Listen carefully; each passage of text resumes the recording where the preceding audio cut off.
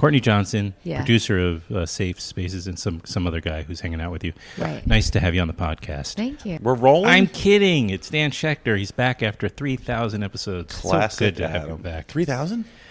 I've lost track. Congratulations. I've lost That's count. a good thing. That sounds high. In my goal to cover every independent film, somewhere along the way, I just lost count. What makes it an indie? Like, what are the That's a rules? good question. Because it used to be a distribution or budget answer, Right. but now that's out the window, I think. Basically, anyone who will talk to you, right, is what you would consider. Oh, for me, yeah. What makes an independent film, though? Like, I thought that was the question. But Yeah, it is. that's a little bit more. Okay, yeah, that's it. Now they say independent spirited, so it has distribution in place beforehand, or it's actually being produced by a distributor, and they still call it independent film. I don't know if that's true, but, you know.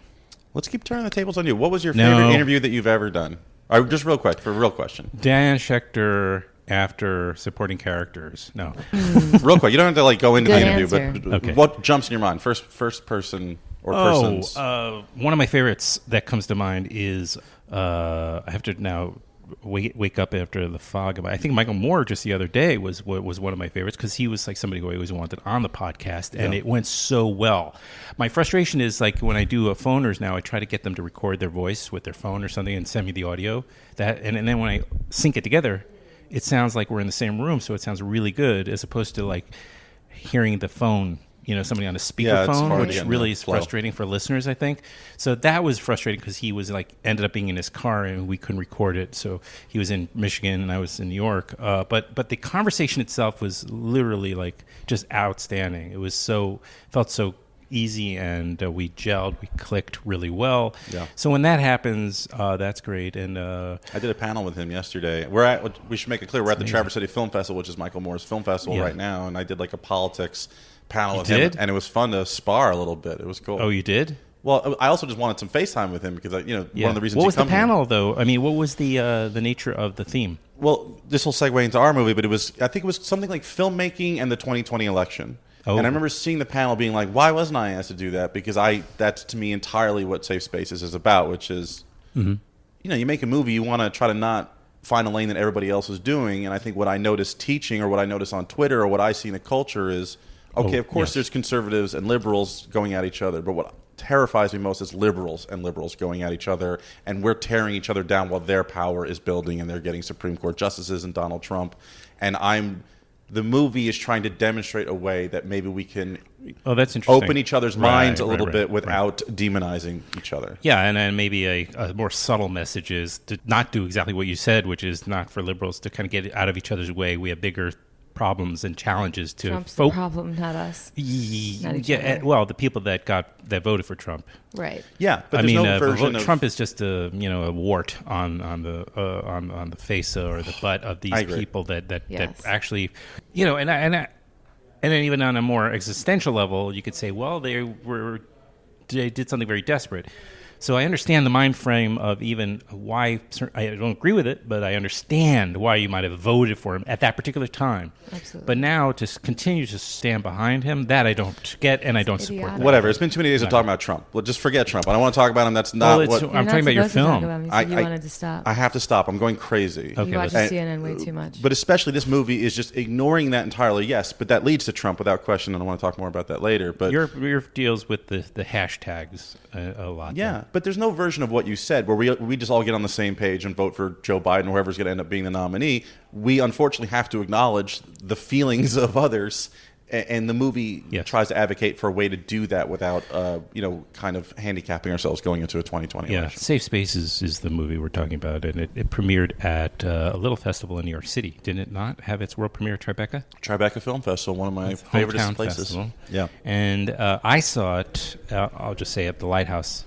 International Film Festival, which we love. We want to give love to because it's an awesome festival in Jersey. Yeah. First of all, your film goes deep, guys. I mean, I feel like it's a very emotionally. You're really showing true emotion, I think, on one level, and also you're willing to go a little deeper and take some risks there in how you present these people, your characters. And then second, another thing is you're not offering quick solutions or pat answers, and people are complicated. Should we define the premise for the let's do that. Now that we've gotten this sort of the bigger themes, let's It's hard to talk about, but it's fun being on a podcast because I feel like I can kind of do it in a slightly more sloppy way. It's lovely not to be on camera. And we can edit it so you can even make mistakes and be corrected.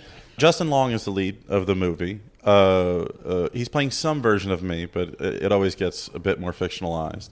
And we go into two aspects of his life. One is fairly more palatable and relatable. His grandma's dying in a hospital, and played by my friend Lynn Cohen. You know Lynn? Yes, She's for many years. People probably most famously know her as playing, I think, Magda from Sex and the City, and she's been but and also Golda she Meir was in that Spielberg movie. Golda Meir. She's incredible. Golda Meir, yeah. Yes. Sorry. Anyway, she's wonderful. My grandma was everything to me, and so casting her was a real delight. And it was about how my family responded to this fascinating 8-day period where she was hospitalized, and then 8 days later she passed away. And it was a weirdly sort of joyous week. We laughed a lot. We were there comforting her. I had really in-depth conversations with her, and I got to be there. We were literally there 24/7. We would sleep over at night, and then she went into a morphine coma and passed away. And when was that? It was just a week that made me really appreciate my family. That was probably 2-3 years ago, 2015, I guess. Yeah, no, so more than that. 4 years ago. Yeah, and when you're a filmmaker, it's like every other traumatic experience in your life. You're in a car crash, a breakup, somebody dies. You step outside your body, you emotionally distance yourself, and you start looking at it like a movie. And anyway, so there's that. And Fran Drescher plays my mother. Richard Schiff plays my father. I have a fictional sister that Kate Berlant plays. Michael Godert. Michael Godert plays my brother, and so that's a very sort of familiar, dysfunctional family, Jewish New York comedy. Oh, the young kid. No, the one. Oh, the half brother. The half brother. By yes. Okay. Yeah. What's Yeah, his name's Tyler Wallace, who is also on a show called Single Parents, and he's great. And then there's this other aspect of the movie that is maybe only a third of the movie, but it's what we spend most of the time talking about, which is based roughly on experiences. The controversial part. Yeah, I had as a professor teaching at various schools, and our main character, Josh, played by Justin Long, does something that we really intended to be as borderline inappropriate as possible, where some people can watch the movie and have no issues with his behavior. Some people, especially with 2019 eyes, are go, that's not cool behavior. It's not something like he sleeps with a student. It's not something where you could immediately go, well, that's just plainly wrong and he needs to be a better person. It's something where you don't see any malicious intent, but you do see someone who is unaware of their power as a male in a classroom with some young women. And we kind of knew it even from the script phase, but it was like we found what you want when you make a movie, something that feels relevant and feels lightning in a bottle, and I'm really pleased with how we pulled it off. You wrote this. I wrote it, but Courtenay, as the producer, which is great that she's here because I don't always have her here at festivals. I mean, literally, I think for several drafts of it, we flipped through every page, right, and we would refine it. And talk about that process because she's so good at that, and people rarely offer you good ideas. Because tone is everything in this film. Yeah, tone is, around this particular part, as you described this, the third of the film, in terms of the subject matter, where Justin, who's a teacher at the City University. It's an unnamed, right, Hunter. But no, it's an unnamed City University campus, and he's teaching, and he's very enthusiastic, and he pushes with enthusiasm and nothing but good intent. He pushes one of the students to open up about a frank sexual experience, and then there's repercussions of that. Yes. Right. But getting that tone where you have somebody who's potentially transgressed, but at the same time is very likable and sensitive, and we want to get behind him.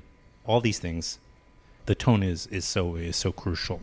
So it sounds like you really went over this with a fine-tooth comb. With both family and the school drama. Yeah, it was something where it's not like he's blatantly, asking her to take her shirt off. Exactly. He's trying to get her to really tap into her creativity and but also to not lie about what happened or who she is, and use that to write this story or tell your truth. And I think as a writer, Dan is a writer myself, it's all about taking these moments in our own lives and either bringing them into a way that's totally different than it actually happened, and it just inspires that story, or using actual real things that had happened. Yeah. The fact that some of them, even if they're not real, they're real-ish, that helps you create the tone because you're just trying to recreate an environment that you personally experienced, that you found.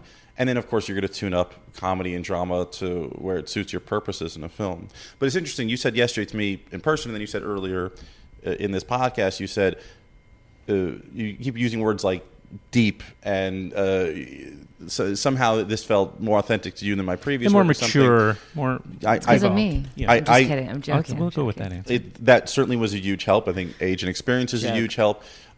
Making a couple movies, ideally you get better at doing it. But I also wonder if what Courtenay was so wise with, and what I also was pretty aware of, was the fact that I'm a white guy is going to be a factor while people are watching the movie. That you're going to be thinking a white man made this. If this was made by a Puerto Rican woman, you would probably give it a bit more leeway in terms of what it's discussed. But every joke, every idea, every casting bit, every plot point, every touching on something like sexual assault or race or inclusion, we really had to chase every joke and idea down and make sure it was something that we wanted to stand behind because, and rightfully so, when really you're a white male filmmaker, you're almost like guilty till you're proven innocent, till you've proven to the audience that you are seeing these times and listening to people around you. But how do you avoid the morality police also going to the opposite extreme where you're also then, compromising potentially the film and the screenplay, the script, what have you, because you're afraid of rocking the boat too much? I think there were definitely times for me reading the script or when we had our discussions of just like, wait a minute, this guy is coming off as extreme or he's saying something that like might be offended by or somebody else might be offended by. And I think, I know I'm speaking for Dan, and you can say whatever next, but that it's something where he was like, no, this is reality. Like I'm not going to make me into this or this character into this like really well thought out, like beautiful individual. Like he's dirty and he's it's messy. He's messy. The audience can smell it. They can smell it when you're trying to kiss their ass, when you're trying to throw yourself as a white male under the bus to say, hey, I'm mea culpa, I'm really sorry for the monstrous behavior that some of us or many of us or all of us are somehow involved in. But what I'm so proud about the movie is I don't think we made compromises out of fear. I think we wisely went through every choice and go, what is offensive?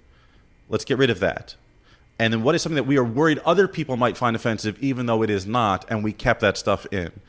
And it's like going up to a dog. If you're nervous and shaking, the dog gets rattled. But if you truly own what you want to say, I think the audience smells that you're actually being brave, and I think you get rewards in movies like the example that he says to that student. He's trying to get her to be honest, and that your honesty is usually going to connect with an audience more than you trying to give them what you wish you were or what you think they want to see. There's no doubt, though, that in this particular phase we're going through, because there is a kind of a social pendulum swing that we've been experiencing, there is some collateral damage. So, now I think Al Franken is a good example of that. But maybe he understood I'm collateral damage, and Al Franken does both. There was that great article that just came out in the New Yorker. I don't know if you read it. That was a deep dig on all of his accusations, and he said, I regret resigning. He said many senators who asked him to resign regret asking him to resign. But what I love about Al Franken, he goes, but I'm not proud of that photo I took with that woman. He goes, I think it was blown out of, but I also would not now make that same joke that I made back then. So even though, yes, I agree with you, he's a perfect example of somebody who borderline or at the worst possible moment had the most bad faith arguments being presented against him, but even he himself grew from that experience. But we refuse to make this movie out of fear, and I am now seeing the benefit of that. You have to be patient and also be willing to take maybe some criticism, and people maybe aren't ready to watch the film as open. I'm just making things up when I'm saying these expressions, but maybe to get to the point down the road where they're going to see something you're going to be proud of still in 10 years when people are watching the film. Yes, but what I'm saying is that what you're saying is what we were prepared for. Right. Yes. And we've played this movie everywhere with everyone, and we're not experiencing that. I'm not saying we nailed it and it's perfect. I know what you mean. But there is something about what I believe that we executed. And you've known me for many years. I'm not normally this confident or this pleased with something that I've made. Maybe I've presented myself that way, but I'm not. This is the first time where I'm just like... Well, I can see through the facade. This is the first time where I've achieved... overly cocky, but I think we achieved what we set out to do, which is sort of make something very human. I was surprised in a positive way. I don't mean to suggests that I went in there expecting something not good. I mean I know what the festival speaks for itself, but I know you and I just thought as I was watching, I'm like, damn it, I'm liking this too much. Thanks, I have to now. No, I'm glad. We're talking about Dan Schechter's new film. It's still in the festival circuit. It's called Safe Spaces. It stars Justin Long. You mentioned a few of the other actors, including Lynn Cohen and Fran Drescher as the mother. Richard Schiff from the West Wing. Richard Schiff, who's the ex-husband. Michael Godert and Kate Berlant. Great cast. Yeah. I mean, I assume sometimes they're first choices, sometimes they're not first choices, but a lot of them at the end of the day, choices. Really. Well, let's go through it. The first person to sign on was Fran Drescher, which my mother suggested as a person to play her. Yeah, we went to high school, same high school theater. I think I mentioned this to you. Same high school drama teacher who had an incredible impact on me, as well as obviously Fran. I think she mentions it in her memoir. Yeah, she's fantastic in the movie. I was jealous of my mom as soon as she made the suggestion because I always like to see actors like that who are known for broad comedy doing something a bit more grounded, and she does that in this movie. She plays I would say it's like Ray Romano on a Scorsese thing. It's like you still feel Ray, but there's something about it that's like, oh, maybe that's what Ray's really like. Yeah, you can't really remove that. It's a waste of time to try to remove 10 years of sometimes the baggage nanny. helps. It's like Robin Williams in Good Will Hunting. Like I love, or like Steve Martin in The Spanish Prisoner. Like I just love when you know someone has that comic tuning fork underneath. Yeah. And then Courtenay, when we had nothing but me, and I made some things, but not really. We had no money, no other cast attached. She just very brazenly went to the management, I think, of Fran and pitched it. And 2 days later, I was on a Skype call with Fran because she had an appetite to make something like that. Makes sense. And then Richard Schiff was my top choice because The West Wing is one of those things that is very ingrained in my iconic DNA, and he had the right vibe to play a version of my father. And then I think we got Justin Long. Do you know Doug Benson? He's here at this podcast. Yes, Doug loves movies. Doug loves movies. I saw him yesterday. And he really does. He's one of my dear friend. I really love Doug, and what's great about Doug is he really does love movies. In it, right? He'll go see anything, and he's not like a hater or anything. I adore him, and then frankly, because I think we are buddies and we respect each other. He sometimes might know somebody, and I think he knew Justin Long because he'd been on a podcast, and he introduced us because he thought it could be a good pairing, and then Justin right away, I think, read it and just sort of identified with sort of like being a self-conscious white male in these times, and that was lovely, and I think it's the best thing he's ever done. I had a wonderful collaboration with him. He it's a weirdly brave role. I mean, people say that about like Charlize Theron in Monster or something, but like to me, to be like an unself-aware white guy who has some pretty unlikable, self-righteous, defensive moments, like that's not a great look right now, and yet he does it in a way that it's so honest. It's like what the character says. It's so honest that the audience can't deny its reality and its vulnerability. Well, I respect that he gained 80 pounds for the role. I don't understand how it fits into the story, but bless him anyway for that. He lost it all, though. All from the waist down. All right, whatever. Huh? I'm not editing. I don't think we need to edit much so far. No. We'll keep going. No.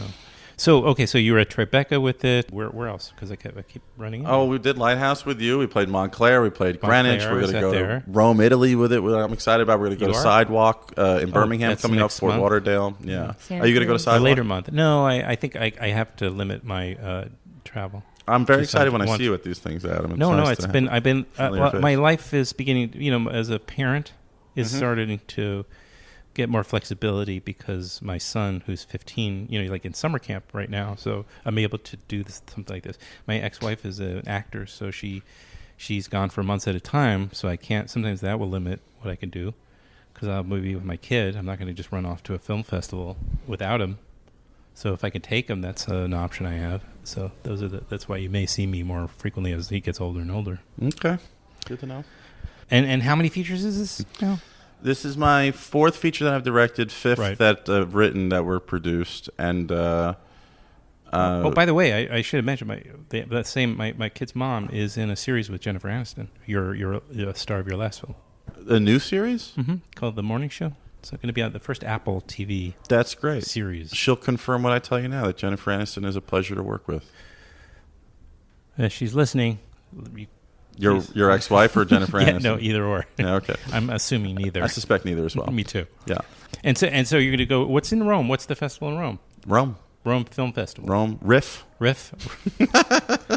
Yeah, I didn't know there was a Rome International. Somehow I think one of our investors knew somebody there and they watched it and liked it. I'm actually going back to the content of the film. It's not something that translates terribly well internationally. There's even an Italian character within the film who, frankly, seems baffled by the controversy because it's so uniquely American, at least at this point, to my understanding, that would be behavior that would be chastised.